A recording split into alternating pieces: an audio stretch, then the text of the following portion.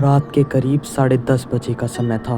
शहर के पुराने बस अड्डे से थोड़ा आगे एक ऐसी सुनसान सड़क थी जहां दिन में तो लोगों की भीड़ रहती थी, लेकिन रात होते ही पूरी सड़क पर अजीब सी खामोशी छा जाती थी। उसी सड़क के किनारे एक नया मोमोज का ठेला लगाया गया था, जो अभी नया नया खुला था और शहर में एकदम नई नई खुशबू के साथ यहाँ पर खड़ा हुआ था। ठेले के बिल्कुल पीछे करीब 60 साल की एक बूढ़ी औरत लाल रंग की साड़ी, हल्के सफ़ेद बाल पहने हुए खड़ी हुई थी। उसी रात रवि, जो अभी अभी बीए की डिग्री पूरी करके शहर में नौकरी की तलाश कर रहा था, अपने दोस्त सोनू के साथ उस रास्ते से जा रहा था। तभी रवि ने उस ठेले को देखा और बोला, अरे सोनू, देख, इतनी रात को भी मोमोज का ठेला लगा हुआ है। ऊपर से 20 रुपए की प्लेट है। आज तो मेरी बेरोजगारी ने कम से कम मुझे मोमोज खाने की इजाज़त तो दे दी है। आज तो जी भर के मोमोज की प्लेट खाऊंगा और अपना सुकून से सोऊंगा। सोनू ने ठेले को गौर से देखते हुए कहा, भाई, तू हर चीज़ को मजाक मत लिया कर। इस सड़क पर रात में कोई दुकान पर नहीं लगाता। मेरे चाचा कहते हैं कि रात के बाद यहाँ से जो भी अकेला गुजरता है उसके पीछे किसी के चलने की आवाज़ ज़रूर सुनाई देती है। तू अभी नया नया शहर से यहाँ पर आया है भाई। यहाँ पर अनेक चीज़ें होती हैं, लेकिन जब आदमी के पीछे मुड़कर देखता है तो वहाँ कोई नहीं होता। मेरे चाचा ने एक बार खुद रात में यहाँ से गुजरते वक्त किसी को अपने पीछे चलते हुए सुना था। पहले उन्हें लगा कि कोई राहगीर होगा, इसलिए उन्होंने पीछे मुड़कर देखा, लेकिन सड़क पूरी तरह खाली थी। फिर उन्हें 2 कदम आगे बढ़े तो पीछे से 2 कदम की आवाज़ फिर आई। उन्होंने तेज़ चलना शुरू कर दिया तो पीछे से और तेज़ चलने की आवाज़ शुरू हो गई। इसीलिए भाई, इस रास्ते पर कुछ भी खाना, रुकना या फिर किसी की मदद करना मेरे हिसाब से तो बिल्कुल ठीक नहीं है। बाकी जैसी तेरी मर्जी, मैं तो तेरे साथ ही हूँ। तभी रवि हंसते हुए बोला, अरे सोनू, तेरे चाचा शायद अपनी ही जूतों की आवाज़ सुनाई दी होगी और काफ़ी ज़्यादा डर गए होंगे। ऐसी यार बातें झूठी होती हैं। भूत प्रेत चुड़ैल आत्मा सब झूठ है यार। ये इतनी जल्दी मैं इन सब चीज़ों पर विश्वास नहीं कर सकता।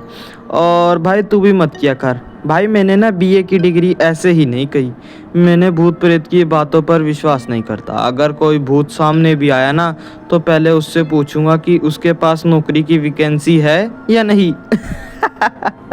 दोनों ठेले के पास पहुंच गए। ठेले के पास एकदम अजीब सी खामोशी और एक अजीब सी ही खुशबू थी।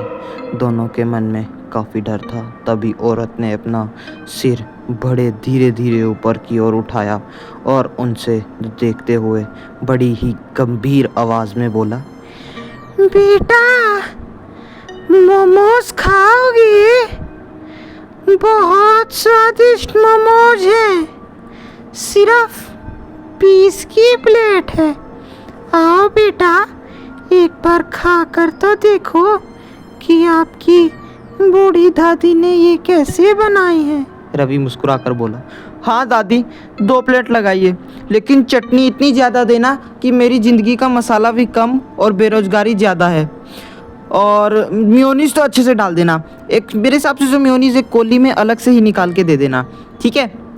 औरत ने सिर उठाया और रवि को घुमा कर देखा, फिर मुस्कुराई और बोली, बेटा, चटनी तो मैं बहुत देती हूँ, बस उसके खाने के बाद लोग दोबारा कभी मेरे पास नहीं आते। क्या कर सकते हैं, राहगीर की मर्जी। सोनू ने चेहरे का रंग उड़ गया। तभी दूसरा दोस्त बोला, रवि, चलते हैं यहाँ से।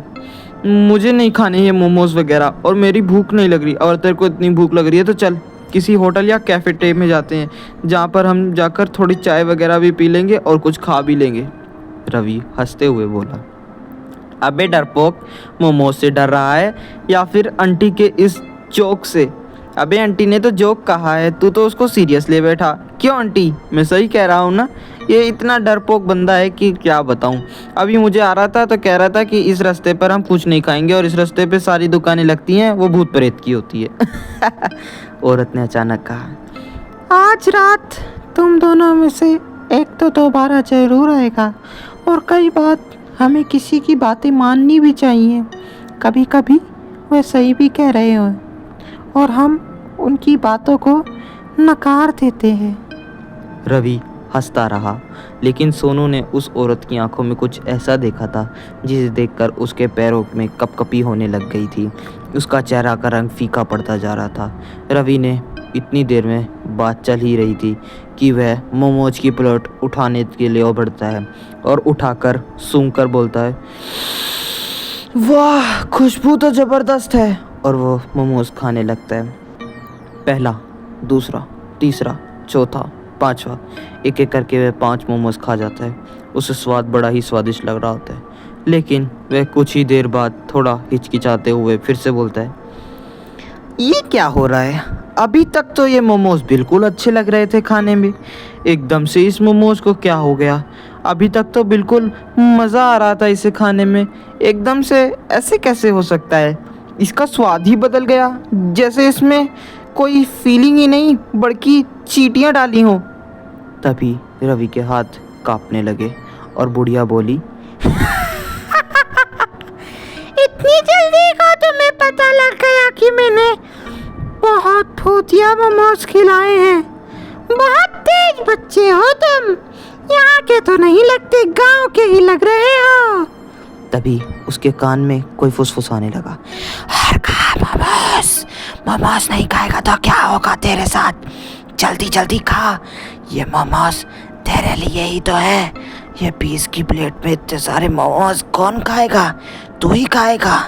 तभी औरत उसको तरफ देखते हुए फिर से बोली, क्यों? आवाज सुनाई दे रही है ना कान में बराबर?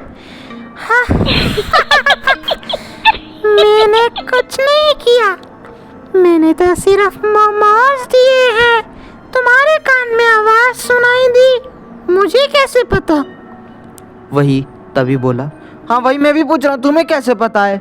मेरे कान में आवाज़ सुनाई दी, ये तुम्हें कैसे पता चला? आंटी सच सच बताओ, क्या हो रहा है यहाँ पर? सो गाइस, आपको क्या लगता है आखिर वो 2 दोस्त बच पाएंगे? ये जानने के लिए आपको वीडियो का पार्ट 2 देखना पड़ेगा। So do like, share and subscribe our channel for more videos. Thank you for watching.